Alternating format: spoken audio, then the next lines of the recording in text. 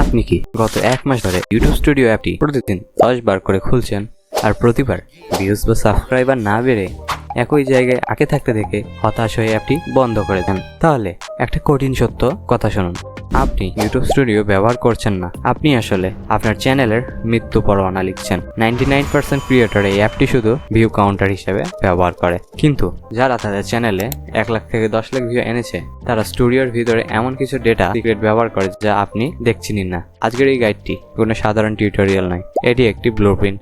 আপনি যদি আজ এই ডেটা হ্যাকসগুলো আপনার চ্যানেলে সেট আপ করতে পারেন তবে পরে 30 দিনে আপনার ভিউজ গ্রাফ উল্টো দিকে ঘুরতে বাধ্য। আর যদি না পারেন তবে ইউটিউবিং ছেড়ে দেয় আপনার জন্য সবচেয়ে বুদ্ধিমানের কাজ। প্রস্তুত তো? চলুন স্টুডিওর ভিতরে গিয়ে আসল গেমটা শিখি। আমি এখানে বিস্তারিত 4টি প্র্যাকটিক্যাল মডিউল দেখিয়েছি। Module number 1, real time data অ্যালগরিদমে পালস চেক। দেখুন, বেশিরভাগ নতুন ক্রিয়েটর ভিডিও আপলোড করার পর কেবল ভিউ কাউন্টের দিকে তাকিয়ে থাকে। এটা সবচেয়ে বড় ভুল। আপনার প্রথম কাজ হলো YouTube studio real time analytics. আপলোডের প্রথম 6 থেকে 12 ঘন্টা হলো আপনার ভিডিওর লাইফ লাইন। এখানে আপনি কি দেখবেন? যদি দেখেন ভিডিওর ভিউ গ্রাফ হঠাৎ উপরের দিকে উঠছে, মানে এটা একটা স্পাইক তৈরি করছে, তার মানে ইউটিউব অ্যালগরিদম ভিডিওটিকে মানুষের সামনে পাঠাচ্ছে। এই মুহূর্তে ভুলেও আপনার থাম্বনেল বা টাইটেল বদলাবেন না, কারণ অ্যালগরিদম ইতিমধ্যেই কাজ শুরু করে দিয়েছে। কিন্তু যদি দেখেন ভিউ ফ্ল্যাট হয়ে যাচ্ছে, তবে এটি আপনার থাম্বনেলের সমস্যা। থাম্বনেল কিছুটা এডিট করুন বা টাইটেলের একটি শক্তিশালী শব্দ বদলে দেখুন। আর শোনেন, আপনার অডিয়েন্স কখন সবচেয়ে বেশি অ্যাক্টিভ থাকে জানতে আপনার চ্যানেলের অডিয়েন্স ট্যাবে যান এবং when your views are on YouTube হিটম্যাপটি দেখুন। যে সময়টাতে সবচেয়ে গাঢ় বেগুনি রং দেখবেন সেই সময়ে ভিউ আপলোড করার অভ্যাস করুন। মনে রাখবেন, একই সময়ে কনসিস্টেন্ট থাকা অ্যালগরিদমকে সিগন্যাল দেন যে আপনি একজন serious creator. Module 2, audience retention hacks.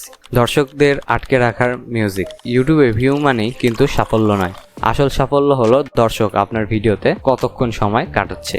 স্টুডিওর অ্যানালিটিক্স থেকে কন্টেন্ট এবং কন্টেন্ট থেকে অডিয়েন্স রিটেনশন ট্যাবে যান। এই গ্রাফটি আপনার ভিডিওর সবচেয়ে বড় আয়না। দেখুন, ভিডিওর প্রথম 30 সেকেন্ড হলো ম্যাক অর ব্রেক জোন। যদি দেখেন এখানে রিটেনশন গ্রাফ দ্রুত নিচের দিকে নামছে, তার মানে আপনার হুক বা ইন্ট্রো খুবই বোরিং। হ্যালো গাইস, কেমন আছেন? এই টাইপ পুরনো ইন্ট্রো বাদ দিয়ে সরাসরি সমস্যার সমাধানে চলে আসুন। আমি আমার এডিটিংয়ের প্রতি 40 সেকেন্ডে একটি করে প্যাটার্ন ইন্টারভিউ ব্যবহার করি, যেটা হতে পারে কোনো জুম ইন, কোনো টেক্সট ওভারলে বা কোনো সাউন্ড ইফেক্ট। কেন জানেন? কারণ মানুষের মন খুব দ্রুত মনোযোগ হারায়। এছাড়া আপনার ভিডিওর সেই অংশগুলো খুঁজে বের করুন যেখানে রিটেনশন গ্রাফ ওপরের দিকে উঠেছে। সেটাকে আমরা বলি মোমেন্ট অফ পিক। অডিয়েন্স কেন এই অংশটি বরাবর দেখছে? হয়তো সেখানে কোনো মূল্যবান টিপ ছিল বা কোনো ফানি মুহূর্ত। ঠিক ওই ধরনের এলিমেন্টগুলোই আপনার পরবর্তী ভিডিওতে বেশি করে ব্যবহার করুন। Module 3, how viewers found you. Search বনাম সাজেস্টেন্স ট্রাফিক। আপনার ভিডিও মানুষ কিভাবে খুঁজে পাচ্ছে? সার্চ থেকে নাকি ইউটিউব নিজে থেকে সাজেস্ট করছে? এটি জানতে রিচ ট্যাবে গিয়ে ট্রাফিক সোর্স টাইপস চেক করুন। এই দুই সোর্সের জন্য আপনার কৌশল সম্পূর্ণ আলাদা হওয়া উচিত। সার্চ থেকে ভিউ পাওয়ার জন্য আপনার টাইটেল, ডিসক্রিপশন এবং ট্যাগস হলো আপনার এসইওর অস্ত্র। আপনার টাইটেলে অবশ্যই মূল কিওয়ার্ডটি একদম শুরুতে রাখুন।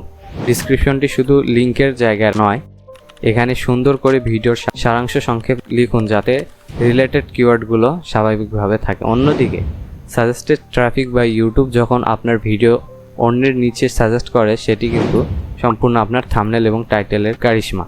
আপনার থাম্বনেল হতে হবে ক্লিকেবল, কিন্তু ক্লিক বেট নয়। ইউটিউব যখনই দেখবে আপনার থাম্বনেল এবং টাইটেল অডিয়েন্সকে আটকে রাখছে, সে নিজেই ভিডিও হাজার হাজার মানুষের হোম ফিডে পাঠিয়ে দেবে। টুলস ব্যবহার করে সবসময় এমন কিওয়ার্ড বা টপিক খুঁজুন যেগুলো সার্চ ভলিউম বেশি কিন্তু কম্পিটিশন কম। এটাই ভাইরাল হওয়ার সহজতম রাস্তা। 4 নম্বর, মনিটাইজেশন ট্যাব। স্বপ্ন বনাম বাস্তবতা। আমরা সবাই মনিটাইজেশনের জন্য অপেক্ষা করি, কিন্তু স্টুডিওর এই ট্যাবটি কেবল টাকার হিসাব নয়, এটি আপনাকে আপনার চ্যানেলের লং টার্ম হেলথ বুঝতে সাহায্য করে। এখানে আপনি যে 4000 ঘন্টা হিসাব দেখেন, সেটা কিন্তু গত 35 দিনের গাণিতিক ফলাফল। আপনার চ্যানেলে পুরনো ভিডিওগুলো কিন্তু প্রতিদিন কিছু না কিছু ওয়াচ আওয়ার্স যোগ করছে। আপনার কাজ হলো সেই ভিডিওগুলোকে আপডেট করা বা নতুন ভিডিওর সাথে সেগুলোর লিঙ্ক করা। আর শোনেন, মনিটাইজেশন পাওয়ার আগে কিন্তু স্বপ্নসরশিপ অ্যাফিলিয়েট মার্কেটিং এর কথা চিন্তা করতে পারেন। এতে মনিটাইজেশন অন হওয়ার আগেই আপনার চ্যানেল থেকে ইনকাম শুরু হবে। সর্বশেষ কথা, টু স্টেপ ভেরিফিকেশন এবং ইউটিউব কমিউনিটি গাইডলাইন মেনে চলা আপনার চ্যানেলের সুরক্ষার জন্য সবচেয়ে জরুরি। রিকোয়েস্ট কন্টেন্টের মতো ভুলগুলো থেকে দূরে থাকুন। স্টুডিও অ্যাপটি প্রতিদিন একবার খুলে শুধু ভিউ চেক করবেন না, বরং অ্যানালিটিক্স দেখে নিচের ভুলগুলো প্রতিদিন শোধরানোর চেষ্টা করুন। দেখবেন মনিটাইজেশনে আপ খুঁজছেন না, বরং মনিটাইজেশন আপনাকে খুঁজে নেবে। আজকের এই গাইডটি ছিল শুধু আপনার ইউটিউব গ্রোথের ফাউন্ডেশন। এখন আপনার স্টুডিও অ্যাপের অ্যানালিটিক্সগুলো এই পদ্ধতিতেই সেট আপ করুন। আমার উপর ভরসা রাখুন, 1 মাস পর আপনার চ্যানেলের গ্রাফটা নিজেই চিনতে পারবেন।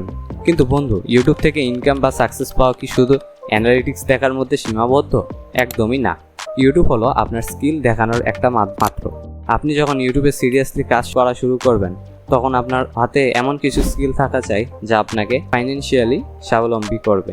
আমি ঠিক এই কারণে আমার আগের একটি ভিডিওতে দেখিয়েছি কিভাবে পড়াশোনার পাশাপাশি স্টুডেন্ট অবস্থায় মাত্র 3টি প্র্যাকটিক্যাল উপায়ে আপনি মানি জেনারেট করতে পারবেন।